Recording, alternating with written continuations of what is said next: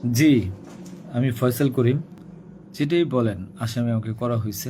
করার পিছনে বেশ কিছু কারণ আছে। কারণ আমি তার প্রচারণায় ছিলাম। আমি তার অফিস বলেন, আড্ডাখানা বলেন, যেটাই বলেন আমি সেখানে ছিলাম। এবার প্রকাশ্যে এলো ওসমান হাদি হত্যা মামলার অন্যতম আসামি ফয়সাল করিম মাসুদ। ধরাছোঁয়ার বাইরে থাকা ফয়সাল দুবাইতে আছেন দাবি করে সেখান থেকে দিয়েছেন ভিডিও বার্তা। আর সেই ভিডিও বার্তায় বেরিয়ে এসেছে চাঞ্চল্যকর কিছু তথ্য। হত্যাকাণ্ড সংক্রান্ত নিজের অবস্থান তুলে ধরেছেন। ফয়সালের বিভিন্ন দাবির সত্যতা নিয়ে জনমনে তৈরি হয়েছে কৌতূহল ও বিভ্রান্তি। ভিডিওতে ফয়সাল দাবি করেন হত্যার সময় ব্যবহৃত মোটরসাইকেলে তিনি ছিলেন না। তবে ফ্যাক্ট চেকিং প্রতিষ্ঠান তার রিসেন্ট এই দাবিকে সরাসরি মিথ্যা হিসেবে চিহ্নিত করেছে। প্রতিষ্ঠানটির আগের বিশ্লেষণ এবং আইন শৃঙ্খলা বাহিনীর তদন্তে নিশ্চিত হওয়া গেছে মোটরসাইকেলের পেছনে বসে থাকা ফয়সাল করিম গুলি চালিয়েছিলেন এবং চালকের আসনে ছিলেন তার সহযোগী আলমগীর শেখ। দেশের শীর্ষ গণমাধ্যমগুলোতে এই তথ্য প্রমাণসহ প্রকাশিত হয়েছে।